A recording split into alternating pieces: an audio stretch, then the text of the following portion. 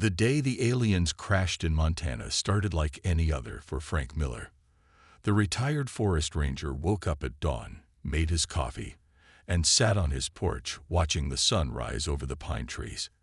At 62, Frank enjoyed the quiet life, far from the noise of the city. His small cabin, 15 miles from the nearest town of Pine Creek, was his perfect retreat.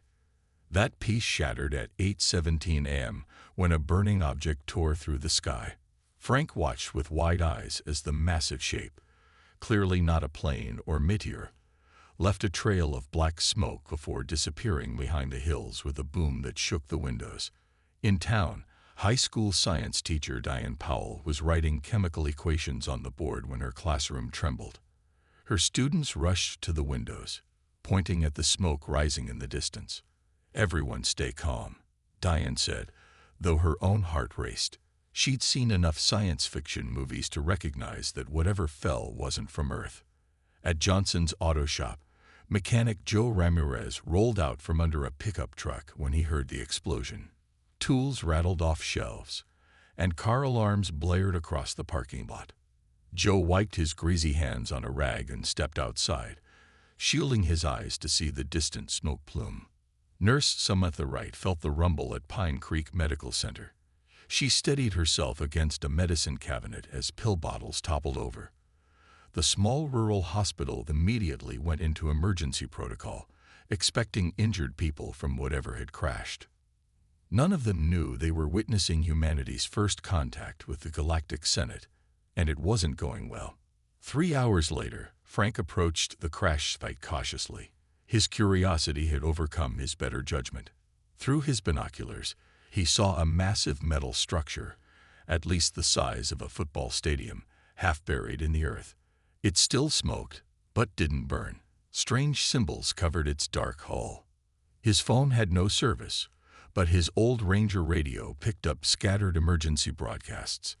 People were talking about a spacecraft and possible extraterrestrial event. Government authorities were hours away. Frank ducked behind a boulder when part of the ship's side opened with a hydraulic hiss. He watched in amazement as creatures emerged, tall with scaled skin and elongated heads. They moved with military precision, setting up equipment around the crash site. "Those are definitely not people in costumes," Frank whispered to himself. He was about to retreat when he heard an engine. A red pickup truck approached on the old logging road, much too close to the crash site. Frank recognized Joe's truck from the auto shop. Before Frank could warn him away, a beam of light shot from one of the alien devices, hitting the truck's engine. The pickup died instantly as Joe swerved off the road. Frank moved quickly through the trees to reach Joe, who was dazed but alive. "What the hell was that?" Joe whispered, blood trickling from a cut on his forehead. "Those aren't people," Frank replied. "We need to get out of here." They didn't make it far before finding Diane and 2 teenage boys hiding in the underbrush, watching the crash site through a pair of birdwatching binoculars. "Mrs. Powell," Frank recognized his neighbor's daughter's teacher. "You shouldn't be here." "The boys and I were collecting soil samples when it happened," Diane explained. "We can't get back to the road without being seen." A new sound filled the air. A high-pitched whine unlike anything they'd heard before. A sleek silver craft, much smaller than the crashed ship, descended from the clouds. It landed gracefully near the crash site. From this new ship emerged beings different from the scaled creatures. These newcomers wore ornate uniforms and carried what looked like weapons. "More aliens," Joe whispered. "Different kinds," Frank noted. "They don't seem friendly with each other." They watched as the uniformed aliens approached the crash site cautiously, then scattered for cover when the scaled creatures opened fire with energy weapons.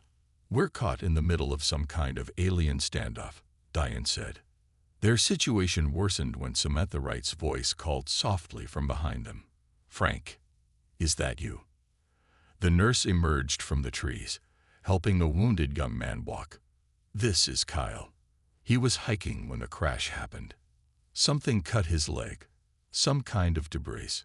As the group huddled in the forest, watching the 2 alien factions exchange fire, They didn't realize they were about to be pulled into an interstellar conflict, nor did they know that their ordinary skills, Frank's wilderness knowledge, Diane's scientific mind, Joe's mechanical abilities, and Samantha's medical training, would soon shock beings from across the galaxy. The small group of humans watched the alien battle from their hiding spot behind large boulders.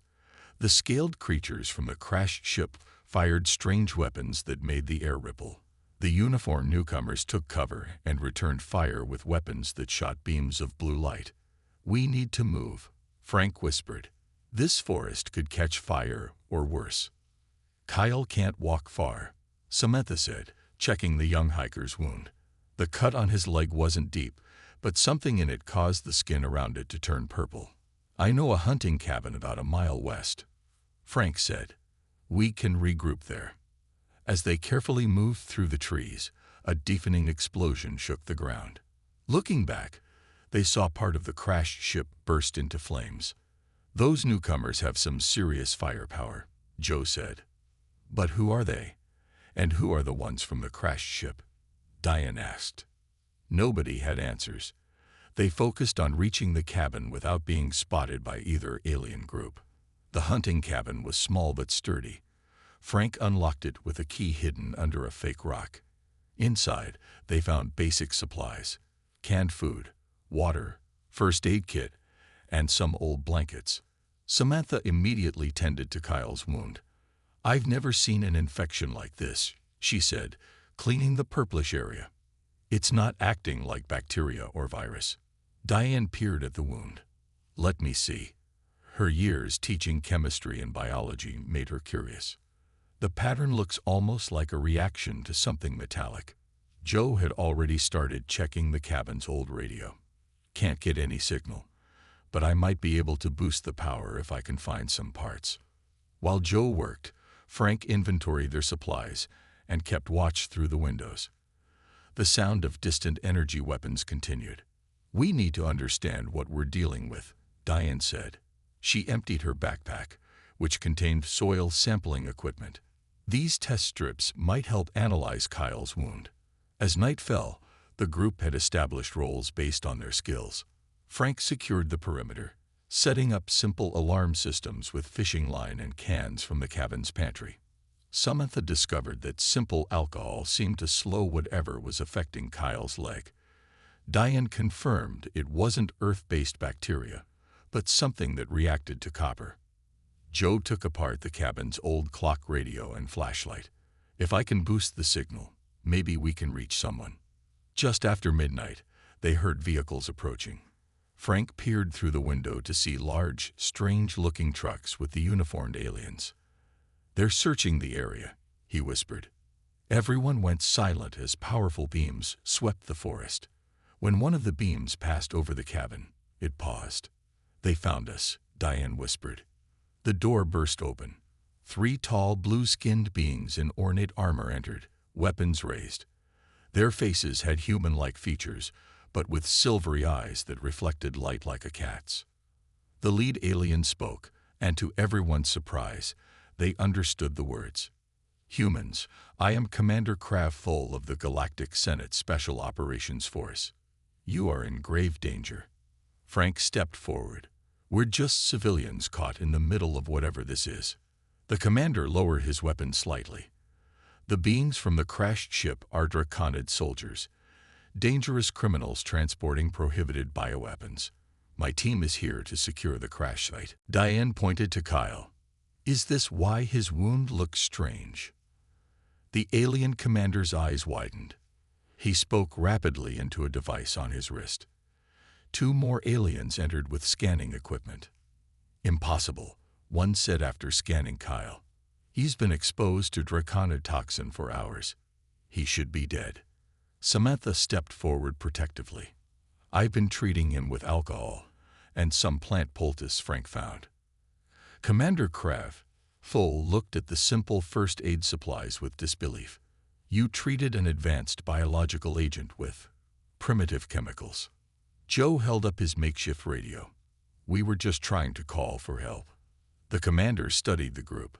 "You're truly just local civilians.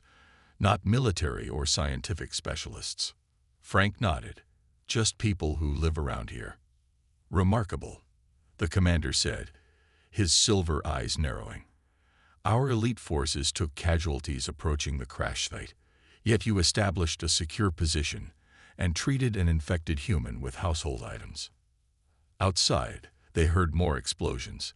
The commander's communication device buzzed with urgent voices. Draconids have regrouped, he announced. We must move now. You will come with us. Frank looked at his companions. A mechanic, a science teacher, a nurse, and an injured hiker. They had survived the first few hours of an alien encounter using nothing but everyday skills and common sense.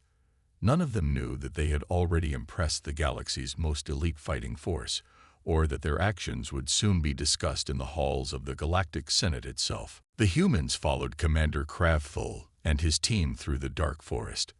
Their destination was a temporary base the Senate forces had established half a mile away. Strange lights hovered above the trees, casting an eerie blue glow on everything. Stay close, the commander ordered. Draconid scouts could be anywhere.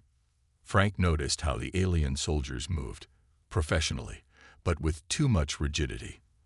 They didn't adapt their movements to the forest terrain like experienced hikers would. They're making too much noise, Frank whispered to Diane. Joe helped Samantha support Kyle, who was walking better now but still weak. These fancy alien soldiers don't seem used to forests, Joe observed quietly. The group reached a clearing where several silver vehicles and temporary structures had been set up. Senate soldiers moved about with purpose, carrying equipment and monitoring screens. An elegant alien with purplish skin approached. Unlike the soldiers, this one wore flowing robes rather than armor. I am Ambassador Xil Tareen, the being said. You are the first Earth civilians to make official contact with the Galactic Senate. Some welcome party, Joe mumbled. The ambassador ignored the comment. The crashed ship contains dangerous technology and bioweapons. We must secure it immediately. Why did it crash here? Diane asked. We believe it was heading to a remote location to conduct illegal weapons testing, the ambassador explained. The pilot likely lost control when our forces attempted interception. Inside the main structure, the humans saw advanced technology everywhere. Medical officers took Kyle to treat his wound with proper equipment. Other Senate personnel watched the humans with curious stares. A large screen showed the crashed ship from above. Draconid forces had established defensive positions around it. Our assault teams will move in at dawn, Commander Kravthul announced to his officers. The humans will remain here under guard. Frank stepped forward. With respect, your people don't know this terrain. We do. The commander looked down at Frank with an expression between amusement and annoyance. This is a military operation requiring years of specialized training. Your soldiers are walking like they're on flat ground, Frank said. There are sinkholes all through that area from last spring's floods, and a network of old mining tunnels runs right under where you plan to attack. The commander's silver eyes narrowed. How would you know this? I was a forest ranger here for 30 years, Frank replied. I have maps of those tunnels in my cabin. Across the room, Diane was speaking with a Senate scientist about the wound treatment they'd applied to Kyle. You neutralized the toxin with ethanol and tannic acid from tree bark. The alien scientist asked, clearly surprised. Basic chemistry, Diane shrugged. The purple reaction suggested a metallic compound that alcohol might break down. Meanwhile, Joe had wandered over to examine one of the Senate vehicles. A technician was struggling with an engine component. Your power coupling is misaligned, Joe said, pointing to a glowing blue device. The technician looked up, startled. How could you possibly know that? Joe grinned. I fixed everything from motorcycles to farm equipment for 20 years. Different tech, same principles. Ambassador Xil Tareen observed these interactions with growing interest. The Senate personnel had expected to find frightened, helpless humans. Instead, these civilians were offering valuable insights. The ambassador pulled Commander Kravthul aside. Perhaps we should consider their local knowledge. They're primitives, the commander protested. Their civilization hasn't even achieved interstellar travel. A loud alarm interrupted them. On the main screen, Furkanid forces were mobilizing. Several alien figures moved through the forest toward the Senate base. "They've discovered our location," an officer announced. "Defensive positions." As Senate troops scrambled, Frank turned to the commander. "Your perimeter sensors are high-tech, but they missed something basic. The wind changed direction. They can smell your engine exhaust now." The commander stared at Frank. "How do you know their sensory capabilities?" "I don't," Frank admitted. "But any good hunter knows predators follow scent when the wind shifts." Before the commander could respond, the lights went out. The Senate base's power system failed completely. In the darkness, it was the humans who remained calm. Frank had his pocket flashlight ready. Joe immediately moved toward the power generators. Diane began gathering simple chemical supplies that might be useful. "Commander," Ambassador Zil-Tareen said quietly, "I believe we may need these humans' help more than they need ours." As the Senate's elite troops fumbled with backup systems, the ordinary humans from Montana were already adapting to the crisis. Their lifetime of solving everyday problems had prepared them for this moment in ways that specialized military training had not. In the darkness of the Senate base, emergency lights slowly flickered on, casting red shadows across worried alien faces. The elite troops moved with uncertainty, their training apparently not covering power failures in unfamiliar terrain. Joe was already at the main generator, examining its components with his flashlight. "Your cooling system is frozen." He called out to no one in particular. "Montana nights get below freezing this time of year." A Senate technician looked surprised. "Our equipment is rated for extreme temperatures." "Maybe on other planets," Joe replied, "but Earth mountain air has high moisture. See this ice forming on your intake valves." Across the room, Frank organized a small team to secure the perimeter. "We need people watching all approach angles, especially from downwind," he told a confused Senate officer. The alien commander watched with narrowed eyes as his troops followed Frank's suggestions. "Your species adapts quickly," Ambassador Zil-Tareen observed, standing beside Commander Craftful. "They're still primitives," the commander insisted, though with less conviction than before. Diane had joined the medical team treating Kyle and other wounded soldiers. She noticed something odd about how the Senate medics approached injuries. "You're treating symptoms individually," she said to the chief medical officer, a tall alien with 4 arms. "But they're connected." The alien doctor looked at her curiously. "Our protocols address each symptom with specific treatments." Diane shook her head. "On Earth, we look for underlying causes. These symptoms suggest a systemic reaction, not separate issues."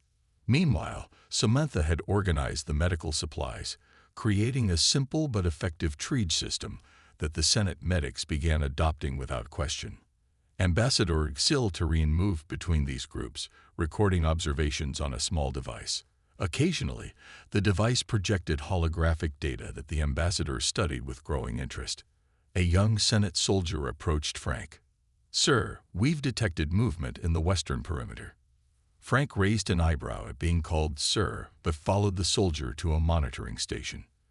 The screen showed heat signatures moving through the trees. "Those aren't draconids," Frank said immediately. "How can you tell?" asked the soldier. "The movement pattern. Those are deer, local wildlife. See how they stop and start. Predators, including your draconids, move differently." A moment later, Joe got the generators running again. The base's lights came back on, and the advanced systems rebooted. Commander Craftful called his officers for a briefing. To everyone's surprise, he invited the humans to join. "Our situation is critical," the commander explained. "The draconids are regrouping for a major assault. We've called for reinforcements, but they won't arrive for at least 12 hours. He projected a holographic map of the area. "Our standard tactics are ineffective in this environment. Our weapons systems are experiencing calibration issues due to Earth's specific atmospheric composition. The commander turned to Frank. "You mentioned mining tunnels. Show us." Frank stepped forward and pointed to several locations on the map. "There's an entrance here, behind this ridge. The tunnels run under the crash site. Some are probably collapsed, but the main passages should be intact." The Senate officers looked skeptical. "Let me understand," one said. "You suggest we use primitive underground passages instead of our advanced tactical approaches." "Your advanced approaches aren't working too well," Joe pointed out. The commander silenced further objections. "We will adapt. Frank Miller will guide a team through these tunnels." As the meeting continued, Ambassador Xil Terene took Diane aside. "I've been analyzing your group's problem-solving methods. They're quite remarkable." Diane looked confused. "We're just using common sense." "That's precisely what fascinates me," the ambassador replied. "Throughout the galaxy, specialized training is the norm. Soldiers fight, scientists research, technicians repair. But humans, you cross these boundaries effortlessly. We call it making do with what you have," Diane explained. "My preliminary report to the Galactic Senate has created quite a stir," the ambassador continued. "Your species was classified as primitive, pre-interstellar, yet your adaptive capabilities exceed many advanced civilizations." Their conversation was interrupted by an alarm. On the main screen, multiple Draconid craft appeared on the horizon. Commander Kraftfull's face showed genuine concern. Their reinforcements arrived before ours. The humans exchanged glances. The Senate forces, supposedly the galaxy's elite troops, looked deeply worried. Frank stepped forward. "Then we better get creative." The Senate base buzzed with activity as everyone prepared for the Draconid assault. Commander Kraftfull's officers issued orders in sharp, technical language that reflected years of standardized training. But it was the humans' simple suggestions that kept changing the plans. "Your defense grid has gaps," Frank pointed out on the holographic display. "See these 3 spots? Local terrain creates blind spots your sensors can't cover." The Senate tactical officer frowned. "Our systems are calibrated for optimal coverage." "Optimal on paper," Frank replied, "but not in real Montana forests." Outside, Joe and several Senate technicians modified the base's vehicles. Joe had discovered that the alien engines performed poorly in Earth's oxygen-rich atmosphere. "Just need to adjust your fuel mixture," Joe explained, turning a valve on an engine. "Like tuning a carburetor on an old truck." The lead technician watched in amazement as the engine's efficiency readings improved by 30%. Inside the medical bay, Diane and Samantha had created a new treatment for the biological agent affecting the wounded. By combining Senate medical technology with simple Earth remedies, they found that mint oil somehow disrupted the alien toxin's molecular structure. "How did you know to try plant oils?" asked the 4-armed alien doctor. "Just trial and error," Diane said. "Basic scientific method." Ambassador Xil Terene continued recording these interactions, occasionally sending updates through a secure communication channel. On a private screen, the ambassador received messages showing increasing activity in the Galactic Senate chambers. The commander called everyone to the central command room. Holographic displays showed multiple Draconid ships landing around the crashed vessel. "They've brought in heavy weapons," the commander explained grimly. "And their biological weapons specialists have arrived." A Senate officer displayed images of container units being unloaded from the new ships. "These likely contain advanced pathogenic agents. If released, they could affect all life forms in this region." Frank studied the images. "Those containers need to stay cold, right? That's why they're handling them carefully." The commander nodded. "Draconid bioweapons require specific temperatures." A slow smile spread across Frank's face. "Then we have an advantage. There's a geothermal hot spring less than a mile from their position. Underground steam vents run all through that area." "How does that help us?" asked a Senate officer. "We could use the mining tunnels to access the steam vents," Frank explained. release enough hot steam near their storage area, and their temperature-sensitive weapons would be compromised. The commander finished, looking at Frank with new respect. Joe had another idea. Those fancy ships of theirs, they're designed for space, not atmosphere, right? A Senate engineer nodded. Draconid ships are primarily space-based vessels. Then they probably don't handle moisture well, Joe continued. If we could create enough condensation inside their air intakes. Diane jumped in. We could make a simple catalyst to accelerate condensation. Basic chemistry. For the first time, Commander Krav Full seemed genuinely impressed. Your people think in unusual ways. We call it practical problem solving, Frank said. The commander divided everyone into teams. Frank would lead Senate troops through the mining tunnels to access the steam vents. Joe and the technicians would develop a way to affect the Draconid ships. Diane and Samantha would continue working on countermeasures for the biological weapons. As they prepared, Ambassador Ixil Tareen received an urgent message from the Galactic Senate. The ambassador's eyes widened while reading it. Is something wrong? Diane asked, noticing the ambassador's reaction. Not wrong, Ixil Tareen replied carefully. The Senate Council has been watching our situation. They're surprised by human capabilities. We're just doing what comes naturally, Diane said. That's what amazes them, the ambassador explained. What comes naturally to humans requires extensive training for most species. Outside, the first explosion signaled the beginning of the Draconid attack. Energy weapons flashed against the night sky as Senate defense systems engaged the incoming forces. Commander Krav Full approached Frank with an energy weapon. This situation violates multiple Senate protocols about involving primitive species in galactic conflicts. He handed the weapon to Frank. But protocols aren't helping us survive. Your practical thinking is. Frank took the weapon, testing its weight. Sometimes the simplest solution is the best one. As Senate ships engaged the Draconid forces overhead, the humans prepared to execute their improvised plans. None of them had combat training or advanced degrees in xenobiology. They were just ordinary people from Montana, using everyday skills in extraordinary circumstances. And the Galactic Senate was watching every move. Frank led his team through the dark mining tunnels. 2 Senate soldiers followed him, their advanced armor glowing faintly in the darkness. Unlike Frank, who moved confidently through the narrow passages, the alien troops seemed uncomfortable underground. These tunnels were dug over a century ago, Frank explained, his flashlight beam revealing old wooden supports. Gold miners made them. Not very high-tech, but they've lasted. One of the soldiers scanned the walls with a device. Primitive construction, yet remarkably stable. Sometimes simple works best, Frank replied. Back at the Senate base, Joe had transformed the repair bay into a workshop. He and the alien technicians were modifying equipment to create what Joe called super soakers, devices that would inject water vapor into Draconid ship engines. Their ships run hot, Joe explained to a skeptical technician. Sudden moisture will cause thermal shock, like pouring cold water on a hot engine block. The alien engineer looked confused. Such a simple approach shouldn't work against advanced propulsion systems. Joe grinned, sometimes being clever beats being advanced.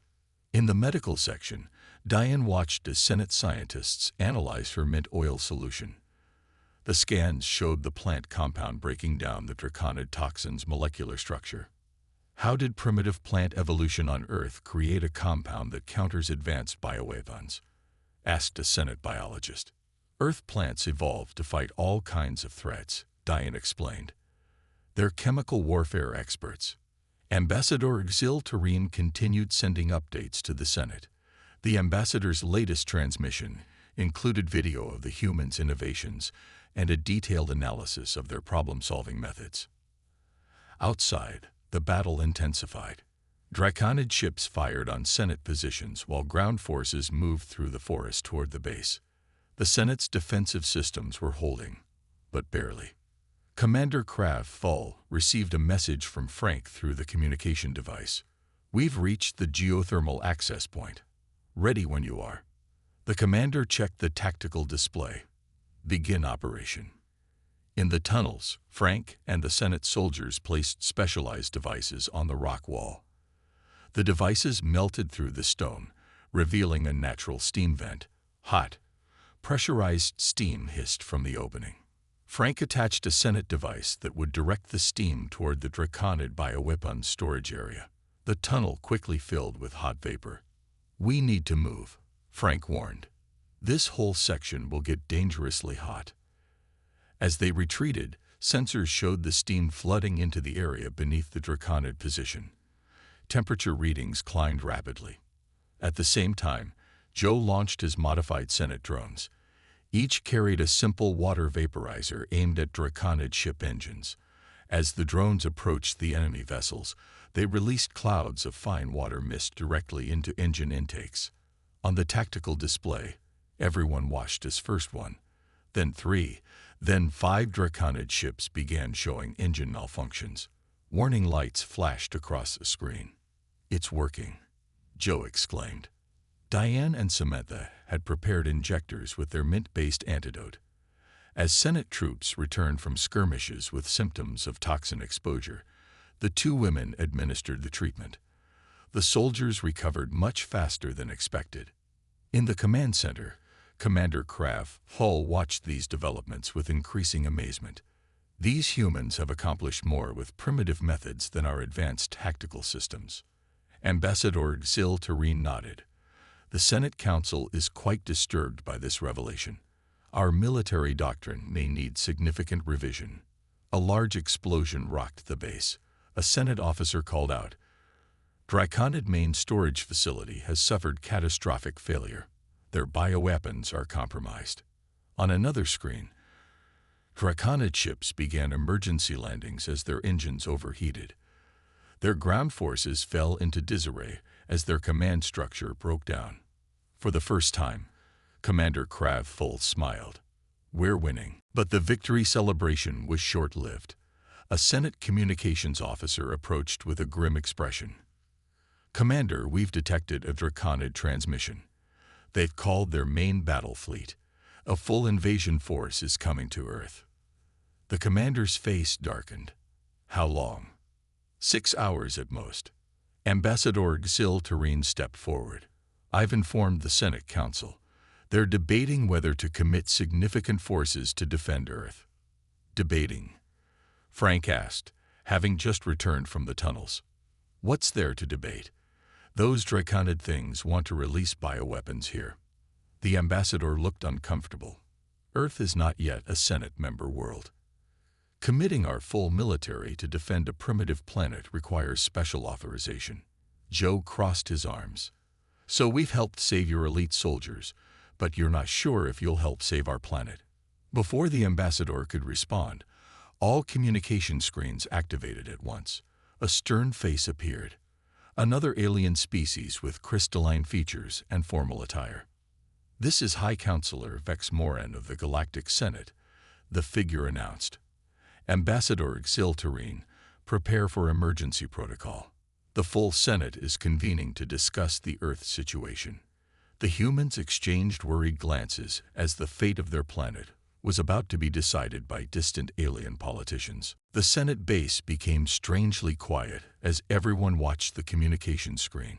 High Counselor Vex Moran's crystalline face showed no emotion as he spoke. "Ambassador Xil-Terene, the Senate has reviewed your reports about the Earth humans. Are these recordings accurate?" The ambassador stood straighter. "Yes, Counselor. Everything has been documented precisely." The counselor's crystal features caught the light as he turned slightly. "Show me these humans." Frank, Joe, Diane, and Samantha stepped forward. They looked tired and disheveled compared to the elegant alien on the screen. "These are ordinary citizens," the counselor asked. "Not military specialists or scientific experts.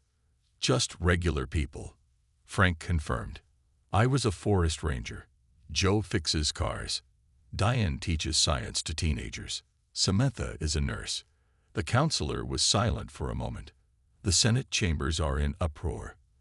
The footage of your improvised tactics against Draconid forces has been viewed by all council members.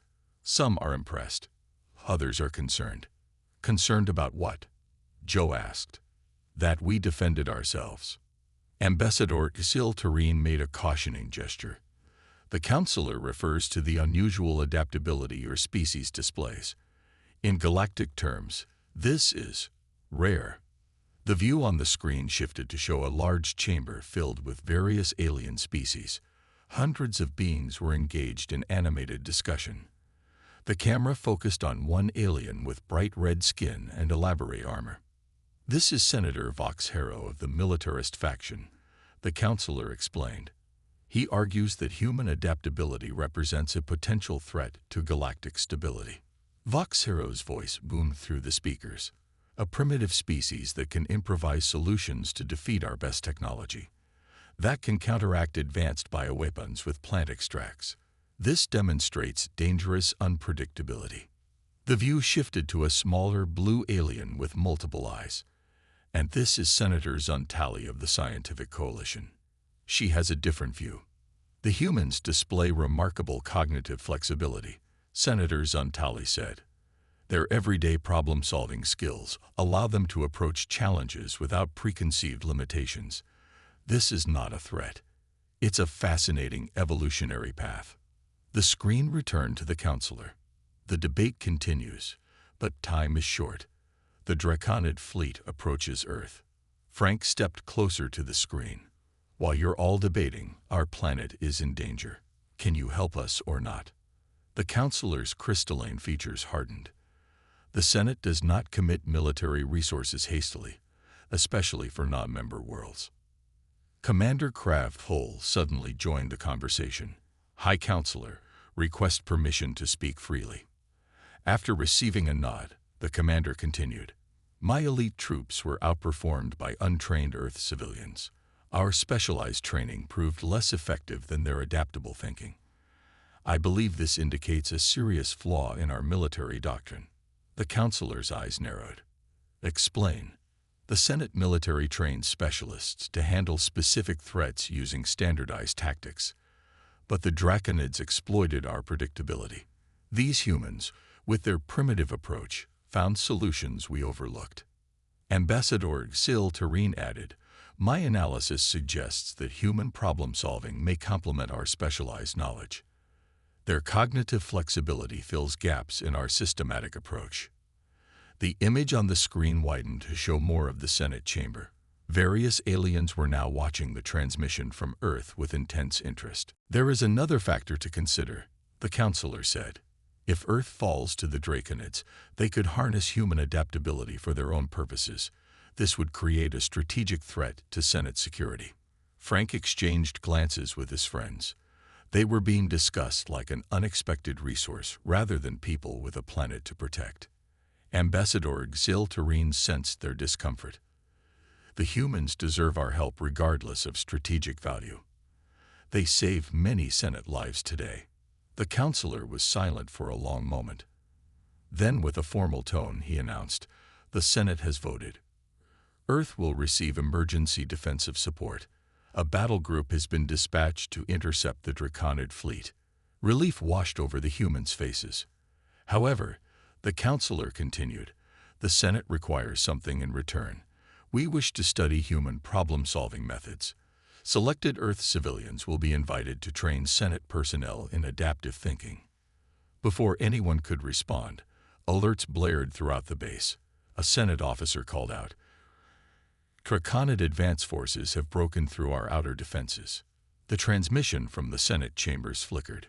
We will continue this discussion once the immediate threat is resolved, the counselor said. In the meantime, Ambassador Isil-Tarine is authorized to offer Earth provisional Senate protection status. As the screen went dark, explosion sounds grew closer.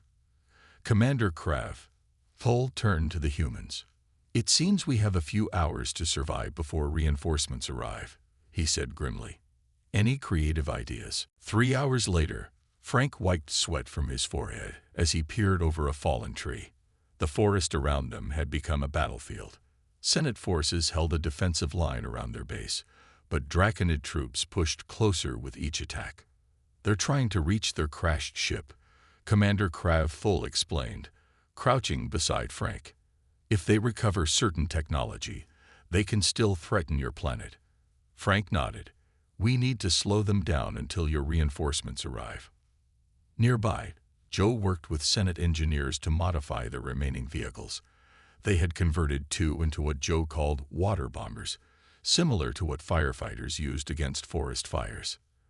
"The Draconids hate moisture," Joe reminded everyone.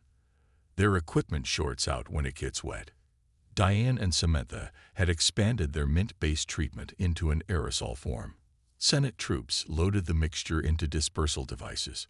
"It won't stop them completely," Diane cautioned, "but it should disrupt their bioweapons and make them disoriented."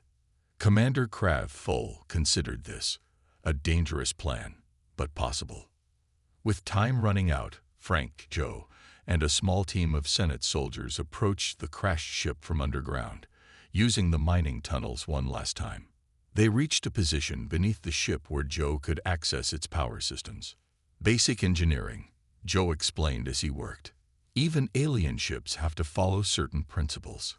As Joe connected the device he had built, the Draconid forces suddenly intensified their attack, sensing their opportunity slipping away. "We're almost out of time," Frank warned. Joe finished the connections. "Done. Everyone back to the tunnels." They retreated just as Joe's device triggered. Above them, the crashed ship's power cells surged and overloaded. Systems across the ship failed, and the Draconids' coordinated attack fell into chaos.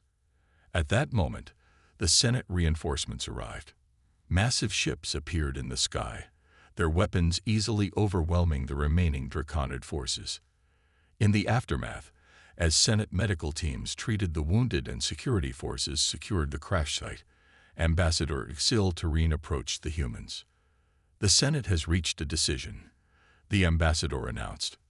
"Earth will be offered accelerated membership status, with special dispensation for human representatives to join the Senate immediately." Commander Krav Full added, "And there's more. The Senate Military Academy has requested that human civilians be invited to train our forces in adaptive thinking." Frank looked surprised. "Train your elite troops, but we're just ordinary people." The ambassador's expression was serious.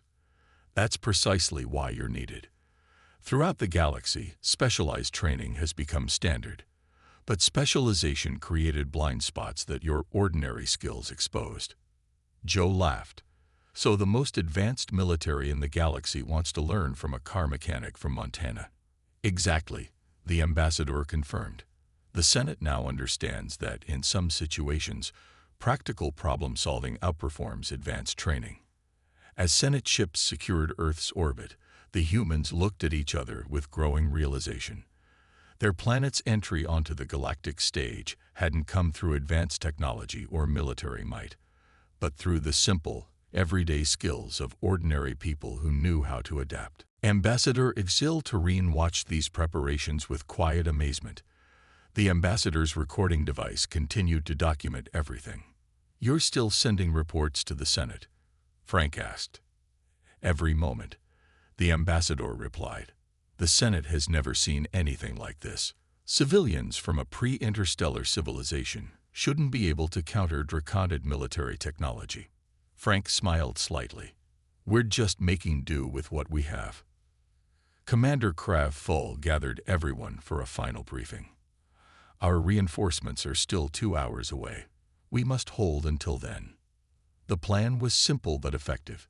Senate troops would concentrate their advanced weaponry on the main Draconid force. Meanwhile, the humans would lead smaller teams to create distractions and traps using the environment. When the battle resumed, Frank guided a team through the forest to flank the Draconid position. Joe's water bombers soaked Draconid equipment, causing malfunctions. Diane and Samantha's aerosol disrupted the Draconids' biological weapons and affected their breathing. In the command center, Ambassador Exil Terrene received continuous updates from the Senate. "The Council is watching our battle in real time," the ambassador told the Senate officer. They've never seen tactics like this. Outside, the fighting intensified.